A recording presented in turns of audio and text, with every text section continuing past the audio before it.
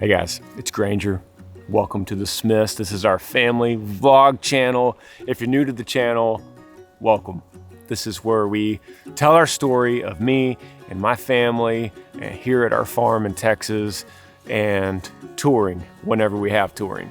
And this is a special episode because I'm going to take you to the last tour date of 2020, which has been the most interesting touring year of my life because of the lack of shows, because of the shutdown that you all know about. I'll take you there right now. Roll the intro.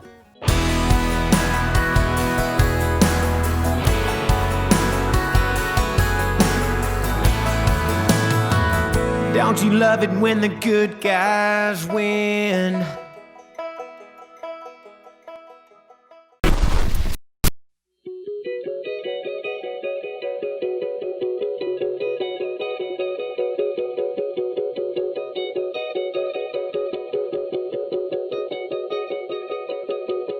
My earliest memory as a little boy was 4 years old.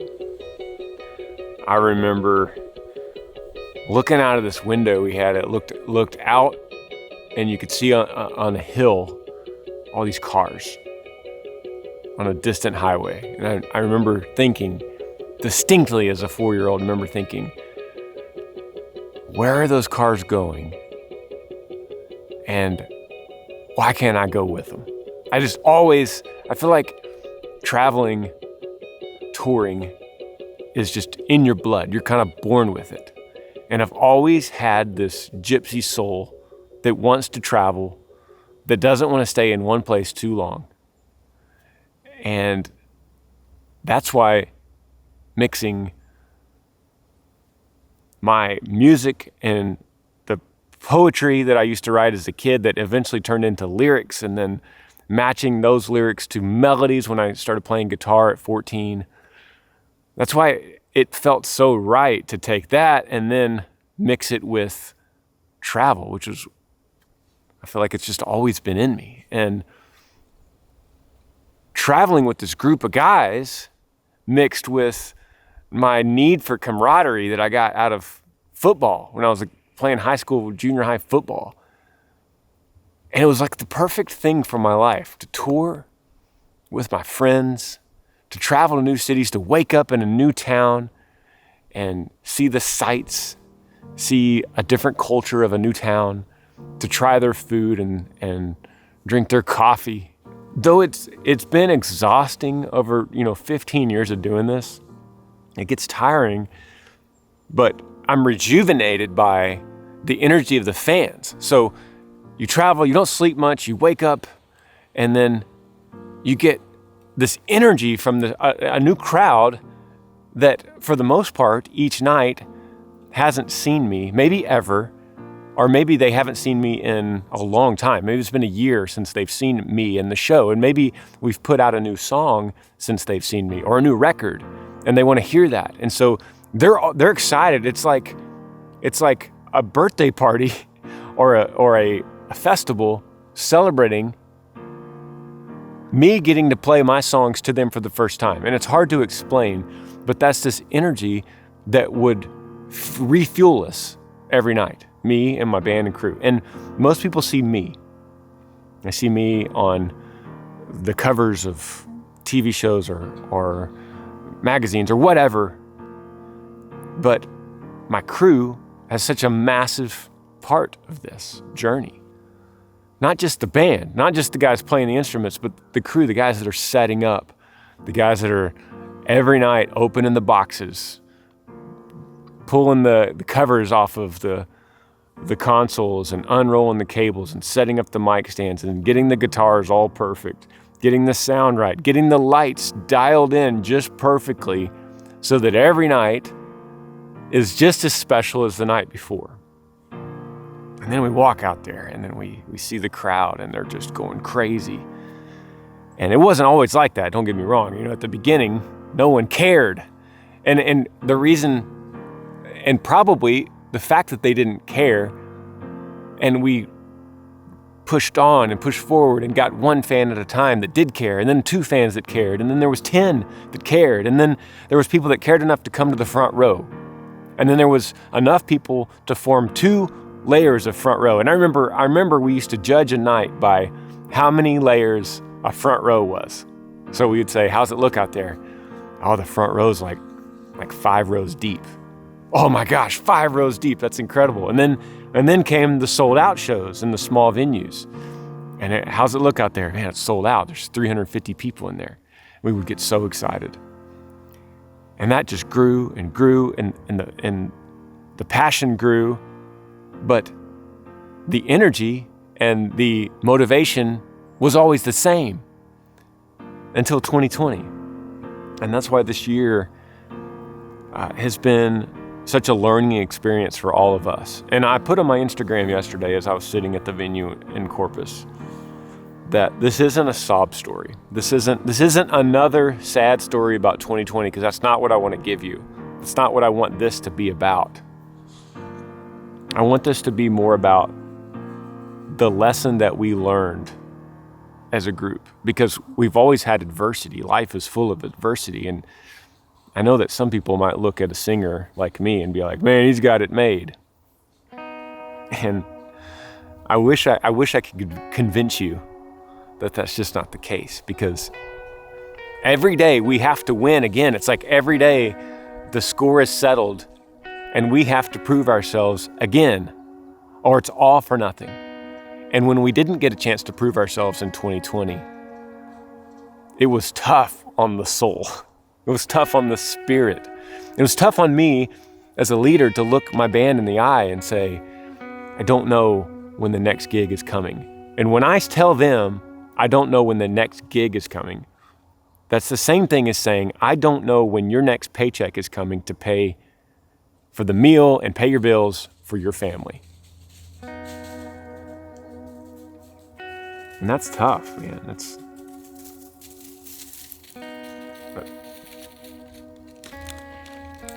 That's tougher than any bad show we've ever had. That's tougher than any tough crowd.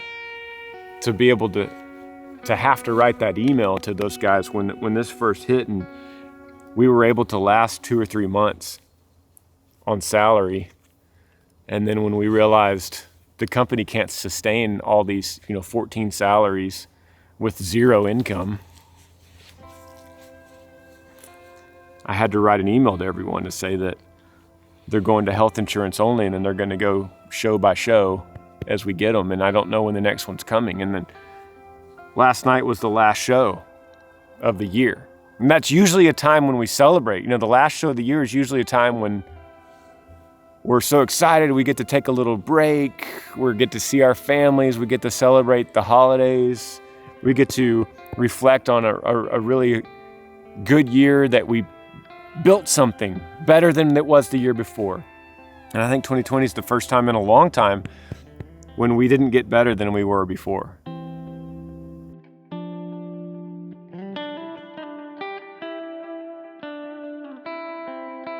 And I think a lot of you guys could relate to that in some way or another.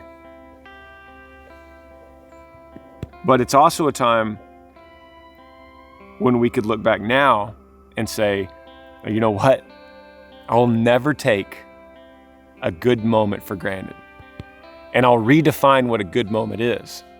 Because maybe it's not about always having to have a sold out show or a crazy crowd. Maybe it's more about, like it used to be, playing music with my friends and building something for someone in the crowd that might need to hear it that night, for making it some kind of experience that maybe one person could benefit from. Maybe they're going through something and they need a lyric or a drum fill or a guitar solo that's going to get their mind off that or enhance that feeling, enhance that emotion. And that's what it's all about.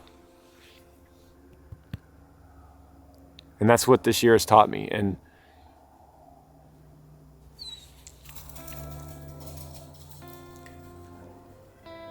I'll never forget 2020 for that. I'll never forget the touring season, or lack thereof, that we had this year.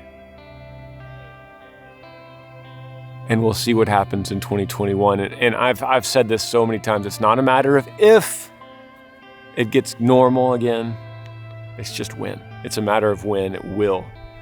And I want you guys to know that I'm with you, and that we're not giving up, and that this is a setback, and this has been a year full of adversity, not just for musicians and not for me and not for my band, but for so many people.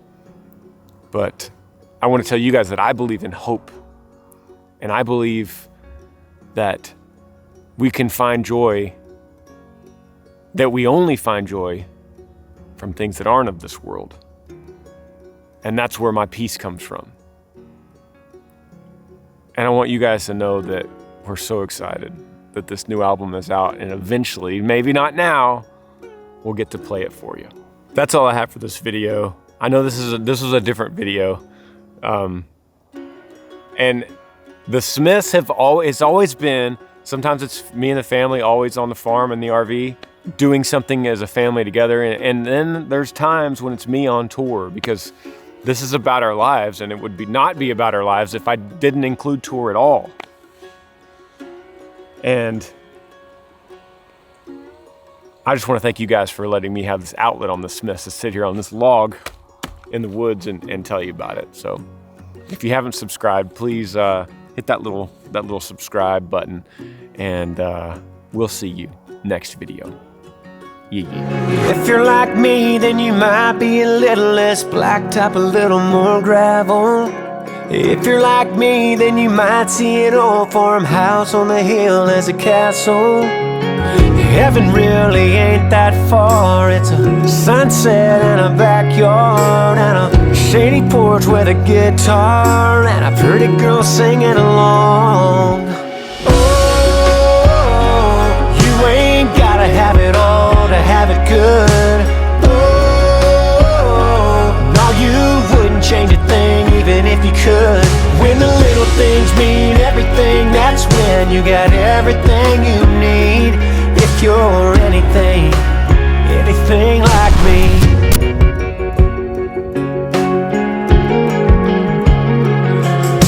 If you're like me, then it's hard to leave your boys when the whiskey's